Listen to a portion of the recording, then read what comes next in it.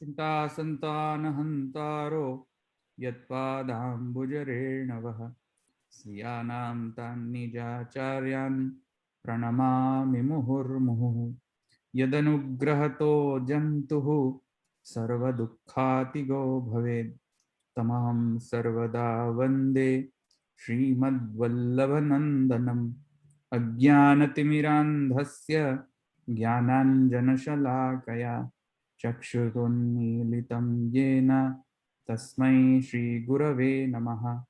नमामि हृदये शेषे लीलाक्षीराब्धिशायिनं लक्ष्मीसहस्रलीलाभिः सेव्यमानं कलानिधिं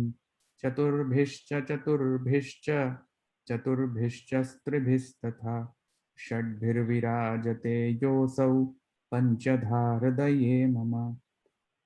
આપણે આજે તૃતીય અધ્યાય શરૂ કરવાનો છે। તૃતીય અધ્યાય દ્વિતીય કાલનો ખાલી ક્વેશ્ચન હતો, મને એ પૂછું ને એને રિલેટેડ છે કે નહીં એમ નહીં, પણ પૂછું શકો ક્વેશ્ચન? હા પૂછું। આજે આપણે ગર્ભનું લાસ્ટ ટાઈમ જોયું આપણે, પણ જયારે જીવને જે અધ્યાસ થાય છે તો આમાં અભ્યાસ તો પહેલેથી હશે જ કે અભ્યાસ પછી અહીંયા ગર્ભમાં આવે પછી થાય?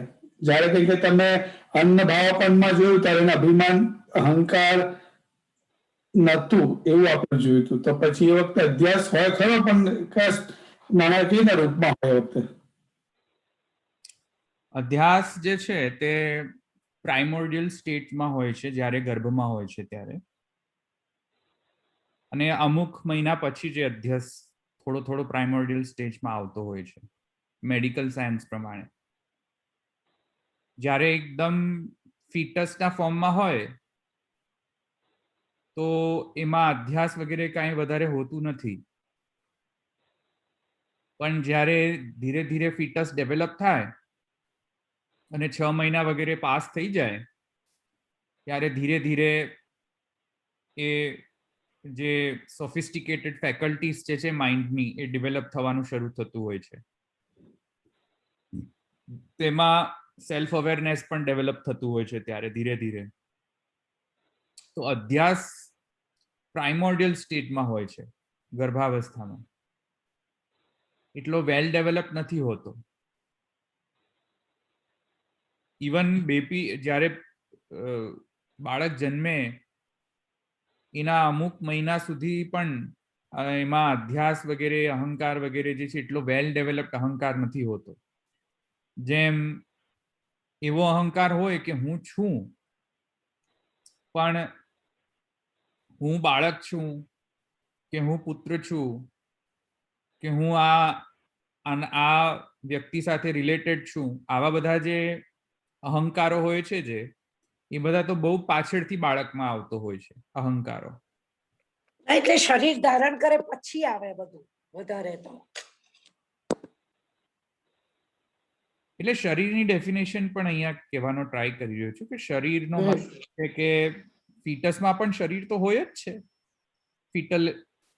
ફિટસની અંદર તો શરીર પણ કયા પ્રકારનું છે, કેટલા હદ સુધી ડેવલપ છે, કઈ કઈ ફેકલ્ટીઝ ડેવલપ છે, એ તો મેડિકલ સાયન્સ પ્રમાણે જે એનું જે પ્રોગ્રેશન હોય છે ગર્ભમાં અને ગર્ભની બહાર અવસ્થામાં બાળક જ્યારે જન્મે ત્યારે પણ એ બધા પર ડિપેન્ડન્ટ રાખતું હોય છે। જયારે શાસ્ત્રાત્મકમાં કે વિદ્યા હે શક્તિ, તો જેમાં જે પંચપર્વ વિદ્યા છે તેનો એને એક અન્ન ભાવ પણ ન હોય અથવા તો એ સ્ટેજમાં ત્યારે હોય નહીં, એનો મતલબ એવું તો એનો મતલબ કે એનો પહેલો જન્મ ધારો કે હોય એ વખતે પાછી હોય, પાછી વિદ્યા પાછી એની ડાયલ્યુટ થઈ જાય, પાછી જયારે આજે જીવ ટ્રાવેલ કરીને પાછળ કોઈક જે પણ યોનિમાં આવે ત્યારે પાછું એનું એક્ટિવેટ થાય વખતે સ્ટાર્ટ ફ્રોમ ઝીરો કે આગળનું લઈને આવે? સ્ટાર્ટ ફ્રોમ સ્ક્રેચ એટલે કે એનો જે સૂક્ષ્મ દેહ અને સૂક્ષ્મ ઇન્દ્રિય લિંગ દેહ કરી કારણ કે એનો અભ્યાસ હોય એનું કમ્પ્લીટ છૂટે તો પછી તો આગળ મુખ્ય સ્થિતિમાં જાય, તેનો કન્ટિન્યુઅસ નાઇટ્રોજન સાયકલ ચાલતો તેનો પ્રોગ્રેસ કરવો હોય તો આપણે કહીએ કે 0 થઈ ગયું ને પછી સ્ટાર્ટ તો પાછું તો મને લાગે તો પછી મોક્ષાવસ્થામાં મોક્ષાવસ્થા તો કે પછી આગળ કરવું હોય તો પછી એ ખબર નથી પડતી, આઈડિયા ના મને. એટલે એમાં તેથી જ માટે એના જે સૂક્ષ્મ શરીરની અંદર જે કોઈ પણ જે ખરાબ જે ઉતિઓ હોય, ખરાબ વાસનાઓ જે હોય પૂર્વજન્મમાં, એ બધી ખરાબ વાસનાઓનો શુદ્ધિકરણ જે છે યા તો યમ ના દ્વારા થતું હોય છે, તત્પશ્ચાત એની સૂક્ષ્મ ઇન્દ્રિયો જે છે ઉર્ધ્વગામીની બને જ્ઞાનોપયોગી, તેના માટે પંચાગ્નિ હોમનો પ્રકાર છે, જેથી કરીને દેવો એને શુદ્ધ કરતા હોય છે. તેથી પેલો ફરી પાછો નાઇટ્રોજન સાયકલમાં જવાનો, ફરી પાછો એ જ ચક્રમાં જવાનું થાય નહીં એને ફરીથી. નાઇટ્રોજન સાયકલમાં તો જો કે જવાની શક્યતા રહેશે જ તેની નેક્સ્ટ જન્મમાં, પણ જો તે જ્ઞાન ન લઈ શકે આ જન્મમાં તો, પણ કિંતુ જે પહેલાના જે વાસનાઓ જે છે તે તો ફરીથી રિપીટ નહીં થાય, કેમ કે એની શુદ્ધિ પૂર્વ વાસનાઓની શુદ્ધિ થઈ ચૂકી છે યમના દ્વારા, અને શુદ્ધ વાસનાઓ આવી છે જ્ઞાનોપયોગી દેહને માં આ યજ્ઞ જે દેવોએ કર્યો પંચાગ્નિ વિદ્યા દ્વારા, પંચાગ્નિ યજ્ઞ દ્વારા, તેમાં એનો સૂક્ષ્મ દેહ શુદ્ધ થઈ ગયો. હવે શુદ્ધ થઈ ગયો તો હવે આ જન્મ જે એનો છે તે એ જ્ઞાન માટે ઉપયોગ કરી શકશે, જ્ઞાન ને મેળવવા માટે એ ઉપયોગ કરી શકશે. અને જ્યારે જ્ઞાન મેળવવામાં સક્સેસફુલ રહેશે ત્યારે એનો મોક્ષોગામીની ગતિ જે છે થશે, અથવા તો મોક્ષ એને પ્રાપ્ત થશે જો એને બ્રહ્મ જ્ઞાન પ્રાપ્ત થઈ જશે તો. એટલે ફરીથી સાયકલ એની જ ખરાબ વાસનાઓ પરસિસ્ટ નહીં રહે નવા જન્મમાં, એમ કહી રહ્યો છું. જો એને પૂર્વ જન્મમાં નિષ્કામ યજ્ઞ કર્યા હોય તો, નહીં તો દેવ એને હેલ્પ નહીં કરે, કારણ કે એને જો દેવને અર્પણ કર્યું હશે તો દેવ એને હેલ્પ કરશે. એને જો દેવને જ હેલ્પ નહીં કર્યું હોય, દેવને જ જો અર્પણ નહીં કર્યું હોય તો દેવ એને નહીં હેલ્પ કરી શકે. તો આ કર્મ માર્ગનો નિયમ છે. બાકી આ ભક્તિ માર્ગમાં આવું નથી થતું, બાય ધ વે. એટલે ફરીથી હું કહી રહ્યો છું કે ભક્તિ માર્ગનો આ રૂલ નથી, આ તો હું કર્મ માર્ગ માટે જ કહી રહ્યો છું. આ જે સર્વજન જે નિર્ણય જે છે તે આ સમગ્ર પ્રોસેસ એ બધું કર્મ માર્ગ માટે છે. બરાબર. કેમ કે આ વિદ્યા શક્તિ જે વિચાર, એટલે મને એવું વિચાર આવતો હતો કે આ જન્મમાં અવિદ્યા જ છે મારામાં, પણ થોડો ઘણો પણ ટ્રાય કર્યો હોય તો જયારે નેક્સ્ટ સાયકલ જયારે આવે તો કર્મનો તો સિદ્ધાંત લાગુ પડશે જ. તો એ જે નેક્સ્ટ સ્ટેજમાં આવશે ત્યારે શુદ્ધિકરણ થશે તો એ લાગે સ્વરૂપ આવા દેહાધ્યાસ છે પણ થોડાક શિથિલ થયેલા છે, તો નેક્સ્ટ સ્ટેજમાં જયારે જશે તે થોડા શિથિલથી શરૂઆત કરશે તો પછી એને ધીરે ધીરે જ્ઞાન ઉપાસનાથી પછી એને મળશે ને જ્ઞાનનું છે, અથવા તો પછી નિષ્કામ કર્મ છે, અથવા તો જ્ઞાન. એટલે એની સ્ટેજ આગળ ગઈ એટલે કે એ ક્યાંકથી એ સ્ટેજમાં પકડશે તો જ પછી સ્ટેજમાં આગળ જશે ને.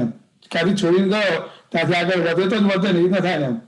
નહીં તો જો પાછું બધા દેવપાત થઈ ગયો, બધું થઈ ગયું, પાછું દેહને આવ્યો યોનિમાં, પાછું એક શરૂઆત થઈ ગઈ તો પછી પાછું સાયકલ કન્ટિન્યુ ચાલે કરે એમ. થોડું ધ્યાનમાં નતું આવતું, એટલે વિદ્યા તો પુષ્ટિ માર્ગ સંદર્ભથી નહીં જોઈ શકાય એવું લાગે છે કમ્પ્લીટલી. નહીં, આમાં પુષ્ટિ માર્ગ ભક્તિ માર્ગને આ રૂલ નથી આપતો. ઓકે.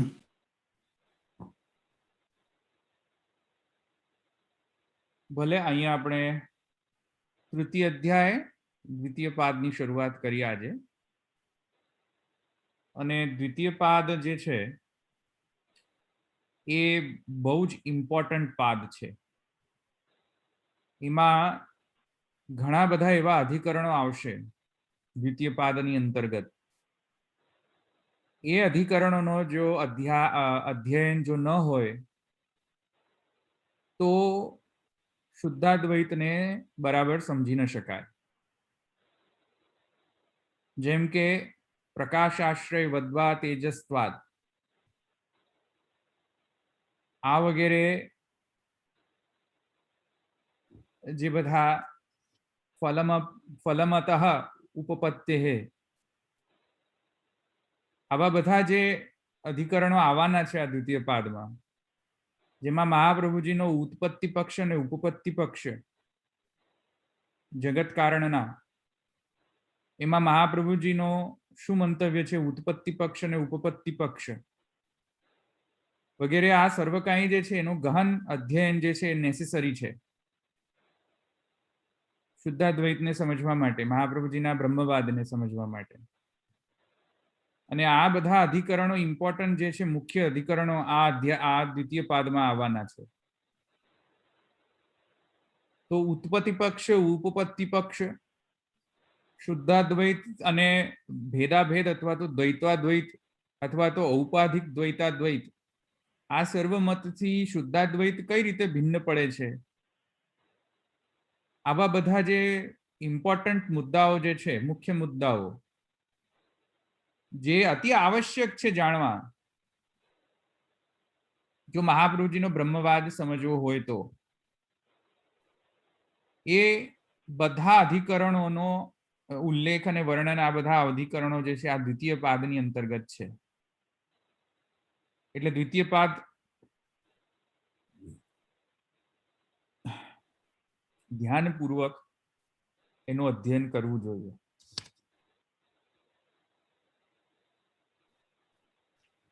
એમાં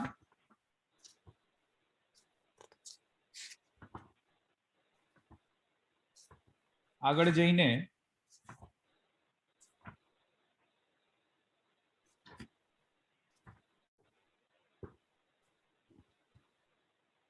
કયો અધિકરણ આવે છે? પ્રકાશાશ્રય વધવા તેજસ્વાદ અમાર છે ને?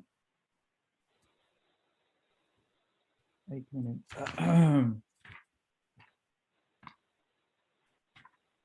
આત્મોધિકરણ. હા, પ્રકાશાશ્રય વધવા તેજસ્વાદ બહુ ઇમ્પોર્ટન્ટ અધિકરણ છે આ. એવી રીતે હા, અધિકરણ 10મો પણ પરમત સેતુ માન્ય ઇતિ અધિકરણ. આ બધા જે છે ફલમત ઇતિ અધિકરણ, આ બધા બહુ જ ઇમ્પોર્ટન્ટ અધિકરણો છે. અને આ બધા શુદ્ધાદ્વૈત અથવા તો સાકાર બ્રહ્મવાદને સમજવાના અતિ આવશ્યક અધિકરણો છે. આનો જો અધ્યયન ન હોય તો સાકાર બ્રહ્મવાદ જે છે એ બરાબર સમજ્યા નહીં. તો એ બધા અધિકરણો આ પાદમાં આવવાના છે. તો એ તે જસ્ટ કહી રહ્યો છું કે આ અધિકરણ એટલું જ ઇમ્પોર્ટન્ટ છે. હવે આગળ આપણે જઈએ અધિકરણાર્થમાં. તો અધિકરણાર્થની અંદર ત્યારે તમને ખાલી એક ઓવરવ્યુ આપી દો અધિકરણાર્થનો, સોરી અધિકરણ પાદાર્થનો. તો પાદનો અર્થ, સમગ્ર પાદનો અર્થ જે છે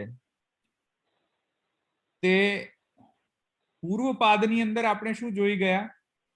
પૂર્વ પાદની અંદર જે જીવ કર્મ માર્ગીય જીવ છે, તે કર્મ માર્ગીય જીવ ભિન્ન ભિન્ન પ્રકારના હોઈ શકે છે. જેમ કે સકામ, નિષ્કામ. નિષ્કામમાં પણ બ્રહ્મજ્ઞાન સહિત, બ્રહ્મજ્ઞાન રહિત. એવી રીતે બ્રહ્મજ્ઞાન રહિતની શું ગતિ થાય, એના કયા સાધનો કરવાથી કઈ ગતિ થાય, બ્રહ્મજ્ઞાન સહિત ની શું ગતિ થાય, કયા સાધનો કરવાથી કઈ રીતે ગતિ થાય, આ સર્વ પ્રકાર જે છે તે આપણે પૂર્વ પાદમાં જોઈ ચૂક્યા. બ્રહ્મજ્ઞાન રહિત, બ્રહ્મજ્ઞાન સહિત, નિષ્કામ અને સકામ. આ બધા જે પ્રકારના જે અધિકારી ભેદ જે છે, એ અધિકારી ભેદ અને એ તત્ત અધિકારી ભેદને તત્ત યોગ્ય દેહની કઈ રીતે પ્રાપ્તિ થાય છે, જેથી કરીને તેઓ મોક્ષગામીની ગતિ ઉપર અગ્રેસર થાય. આ બધા જે મુદ્દા જે છે અને એ મુદ્દાના સંબંધિત જે સંશયો જે છે, શ્રુતિ અને સંશયો, એ બધી સંશયોનું નિરાકરણ કરવાનો ઉદ્દેશ્ય જે છે એ પ્રથમ પાદનો હતો, જે આપણે જોઈ ચૂક્યા. હવે દ્વિતીય પાદની અંદર મહાપ્રભુજી કહે છે કે પૂર્વ પાદે અધિકારી યોગ્ય દેહો નિરૂપિત. પૂર્વ પાદમાં અધિકારીનો યોગ્ય દેહનો નિરૂપણ કરવામાં આવ્યું. કયો અધિકારી, કયા પ્રકારનો દેહ મળશે? જેવી રીતે જેણે નિષ્કામ કર્મ કર્યા હોય છતાં બ્રહ્મજ્ઞાન રહિત હોય તો એને પંચાગ્નિ વિદ્યા દ્વારા કયા પ્રકારનો દેહ મળે છે? યોગ્ય દેહ, જે જ્ઞાનોપયોગી દેહ પ્રાપ્ત થાય છે, તેવી રીતે આપણે સમજાય. જે લોકો નિષ્કામ અને પૂર્ણ બ્રહ્મજ્ઞાની હોય તેમને તો સત્વરે મોક્ષ મળે છે, એ પણ આપણે જોયું. જેમનો કર્માનુશય જે છે એ હવે આવી ગયો છે, છેલ્લે કર્માનુશય નથી રહ્યો જેમનો, અને જેમનો છેલ્લો માને બ્રહ્મજ્ઞાન સહિત નિષ્કામ યજ્ઞ કરવા દ્વારા જે કર્માનુશય પણ જે છે તે હવે પૂરો થઈ ગયો છે, કોઈ પણ અનુશય બાકી નથી. એવો જેમનો જે છેલ્લો જન્મ છે એવા લોકોનો પણ મોક્ષ એમને જે મળે છે તેનો પણ વર્ણન આપણે જોયું. જે લોકો નઠારા, જે પાપાદી કર્મ કરે છે, નઠારા કર્મો કરે છે, તેમનો પણ આપણે યમાદિ લોકમાં જે એમની જે ગતિ જે છે તેમને જોઈએ આપણે કે યમાદિ લોકમાં એમની ગતિ થઈને એમાં યમ જે નરકાદિ જે છે લોક, એમાં નરક યાતનાને ભોગવવા માટે ભિન્ન દેહ પ્રાપ્ત કરે છે અને પછી નરક યાતના ભોગવે છે, વગેરે વગેરે. આપણે ઘણા બધા પ્રકારના અધિકારીઓ અને ઘણા બધા તત્ત અધિકારી વિશેષને પ્રાપ્ત થતા તત્ત જે યોગ્ય દેહ જે છે તે આપણે જોયા પૂર્વ પાદની અંદર. હવે આ પાદની અંદર કહે છે દ્વિતીય જીવસ્ય મુક્તિ યોગ્યતા નિરૂપ્યતે. હવે આ પાદની અંદર જીવની જે મુક્તિ માટેની જે યોગ્યતા જે છે તેના સંબંધિત જે સંશયો જે છે અને એના સંબંધિત જે સિદ્ધાંતો જે છે તે હવે આ પાદમાં આવશે. એટલે હવે જીવને મુક્તિ યોગ્યતા, જે જીવો મુક્તિના યોગ્ય છે, જે જીવો મુક્તિના યોગ્ય છે એવા જીવોની જે દેહનું સંપાદન જે છે એ દેહનો સંપાદનના સંબંધિત જે પ્રશ્નો જે છે, સંશયો જે છે, અને એ સંશયોના જે સમાધાન અથવા તો સિદ્ધાંત જે છે તે સર્વનો ચર્ચા હવે આ પાદમાં આવશે. એટલે કે હવે માની લો કે જીવને હવે જ્ઞાનોપયોગી દેહ પ્રાપ્ત થઈ ગયો, હવે તે લોકો મુક્તિના મોક્ષોગામીની ગતિ ઉપર અગ્રેસર થશે. હવે જ્યારે આ મોક્ષોપયોગી જ્યારે કે જ્ઞાનોપયોગી દેહ જ્યારે પ્રાપ્ત થઈ જાય, હવે તદનંતર જે કાંઈ પણ એમને વિઘ્ન આવી શકે છે કોઈ પણ પ્રકારના મોક્ષોગામીની ગતિને અગ્રેસર થવામાં, એ બધા વિઘ્નના સંબંધિત જો કોઈ પ્રશ્ન થાય, સંશયો જો ઉત્પન્ન થાય, તેવા સર્વ સંશયોનો નિવારણ આ પાદથી કરવામાં આવશે, એવો ઉદ્દેશ્ય છે આ પાદ. એટલે જીવસ્ય મુક્તિ યોગ્યતા નિરૂપ્યતે. હવે જીવની મુક્તિની યોગ્યતા જે છે એનું વર્ણન હવે અહીંયા આ પાદમાં કરવામાં આવશે. અને એમાં તત્ર પ્રથમમ સ્વપ્નમ નિરૂપયતિ.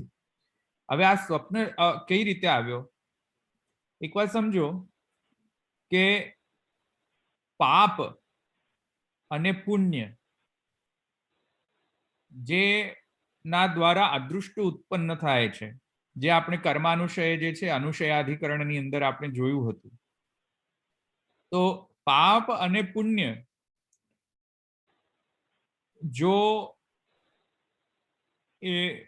જો સ્વપ્નમાં પણ જો કરેલા કર્મ દ્વારા જો પાપ અને પુણ્ય લાગતા હોય, વાત સમજો અહીંયા, વ્યક્તિ જાગ્રત અવસ્થામાં હોય, વ્યક્તિ સ્વપ્નાવસ્થામાં હોય, અથવા વ્યક્તિ સુષુપ્તાવસ્થામાં હોય, અથવા તો ચતુર્યાવસ્થા જે સમાધિ અવસ્થા, અથવા તો મોક્ષાવસ્થા, ચલો એ પંચમાવસ્થા ગણી લઈએ.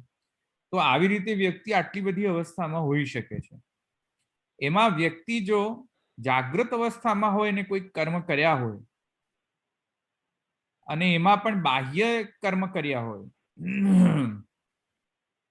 અથવા આંતર કર્મ કર્યા હોય, જે મનથી થતા કર્મો અને બાહ્ય ઇન્દ્રિય દ્વારા થતા કર્મો. તો એ બધા જે માનસિક અથવા તો કાયિક જે કર્મો જે છે, માનસિક અને કાયિક પાપ, અથવા તો માનસિક પાપ અને કાયિક પાપ, અથવા માનસિક પુણ્ય અને કાયિક પુણ્ય, એવા બધા જે છે તે જાગ્રત અવસ્થામાં જો કરેલા હોય, તો જાગ્રત અવસ્થામાં તો કેમ કે સત્ય, જાગ્રત અવસ્થામાં તો જે કાંઈ પણ જગત વિષયોનું અનુસંધાન થઈ રહ્યું છે બધું જાગતિક વિષયો તો સત્ય છે. તો તેથી કરીને એના પાપ પુણ્ય દ્વારા અદૃષ્ટ ઉત્પન્ન થાય છે જીવને. કિંતુ જો એમ કોઈ કહે કે સ્વપ્નાવસ્થામાં પણ કરેલા કર્મ જે છે એ જીવને પાપ અને પુણ્ય કર્મ અથવા તો અદૃષ્ટ ઉત્પન્ન કરવામાં સમર્થ છે, તો આ સર્વ કાંઈ જે પંચાગ્નિ હોમ દ્વારા તેમના જે જીવના જે મોક્ષોગામીની ગતિ ઉપર અગ્રેસર થવાના જે અધિકારીઓ જે છે જીવ, એ જીવોને કેમ કે સર્વ ઇન્દ્રિયોની શુદ્ધિકરણ થઈ ગયેલી હોય છે પંચાગ્નિ વિદ્યા દ્વારા, તો હવે પુનઃ એ શુદ્ધ ઇન્દ્રિયધારી જે જીવ છે મોક્ષોગામીની ગતિ ઉપર અગ્રેસર થવામાં સર્વથા અધિકારી જે જીવ છે, તેને પુનઃ વળી પાછો સ્વપ્ન અવસ્થાની અંદર થતા પાપ પુણ્યાદિ જો દોષ લાગતા હોય, તો વળી પાછી સાયકલ રિપીટ થવાના ચાન્સીસ છે કે વળી પાછો હવે સ્વપ્ન અવસ્થામાં કોઈક ને કોઈક પાપ જે કર્મ કર્યા હોય એના પાપ પુણ્યાદિ જો એને ભોગવવા પડતા હોય, તો પછી સર્વ પંચાગ્નિ વિદ્યા વગેરે જે આ સર્વ જે ઇન્દ્રિયોનો શુદ્ધિ વગેરે જે છે એ બધું યુઝલેસ થઈ જશે, વેસ્ટ થઈ જશે, કોઈનો ઉપયોગ નહીં રહે. તેથી કરીને મહાપ્રભુજી કહે છે તત્ર પ્રથમમ સ્વપ્નમ વિચાર નિરૂપયતી.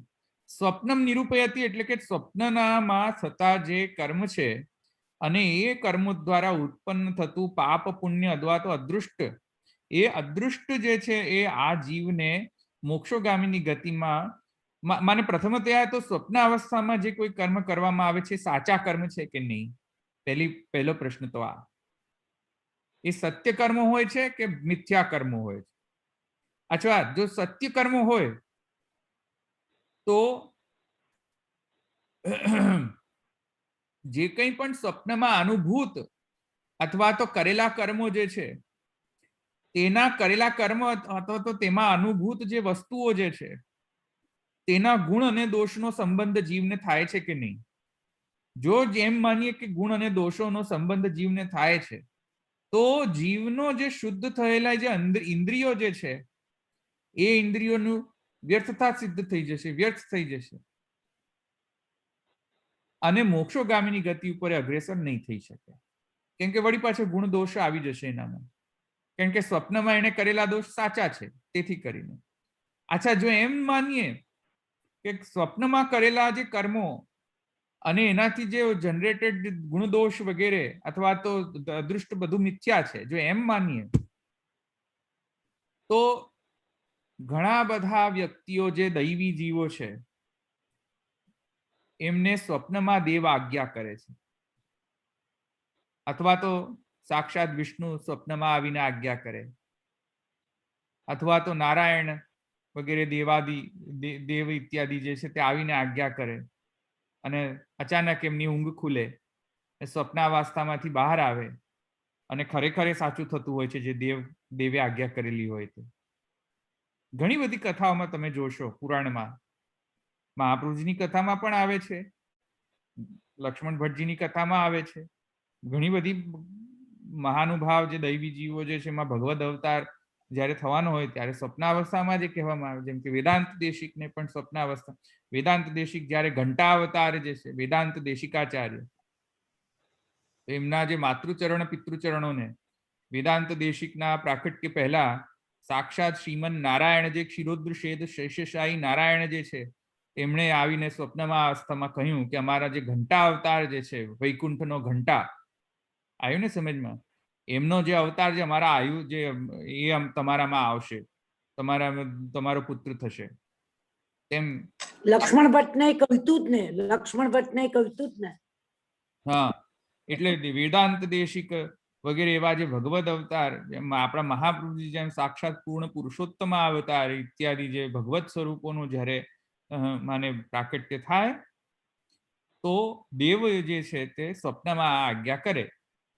સ્વપ્નમાં જો આજ્ઞા કરે ને, આપણે એમ જો કહીએ કે સ્વપ્નમાં તો બધું જે છે બધું મિથ્યા છે, માયોપાધિક છે સ્વપ્ન સૃષ્ટિ, તો પછી આ દેવ આજ્ઞા જે સ્વપ્નમાં થાય એને પણ મિથ્યા માનવી કે નહીં?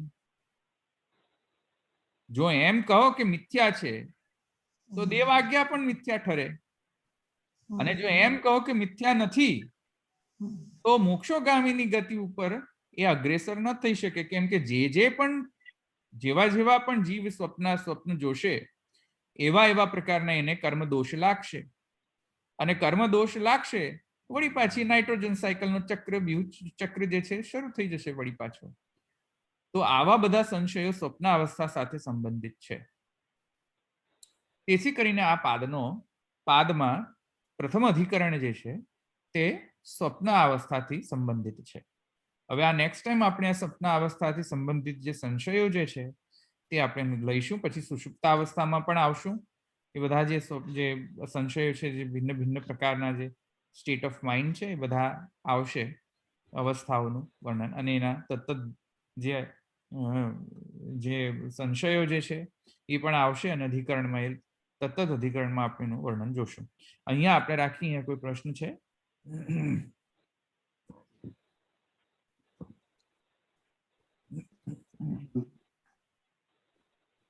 તમે જે પહેલા ઉત્પત્તિ ને ઉપપત્તિ નું કહ્યું ને ધવલભાઈ, એ બીજી વખત બરાબર એ બે શબ્દ સમજાવજો ને, જ્યારે ફરી ચાલુ કરો શનિવારે ત્યારે. એ આપણે જ્યારે પેલો અધિકરણ આવશે પ્રકાશાશ્રય વદવા તેજસ્વાદ, એમાં આપણે લઈશું ઉપપત્તિ ઉત્પત્તિ. ભલે ભલે.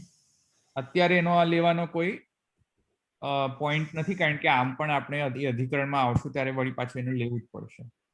મહાપ્રભુજી શેમાં બિલીવ કરે છે? મહાપ્રભુજી ઉત્પત્તિમાં બિલીવ કરે છે કે ઉપપત્તિમાં બિલીવ કરે છે? ઉત્પત્તિ એટલે શું વગેરે વગેરે આ બધાની ચર્ચા ભાષ્યકાર કરશે. ભાષ્યકાર અને યોગી ગોપેશ્વરજી, બીજા અન્ય ટીકાકારો બધા એના પર વિવેચન કરે છે, એટલે એ બધું પણ સમજાશે તે વખતે.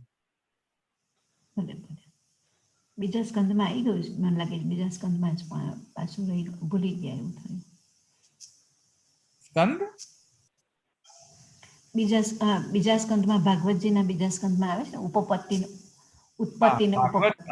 હા, અને એમ કે તમે ભાષ્યની વાત કરી. ના, ભાગવતજી. ભલે અહીંયા રાખીએ.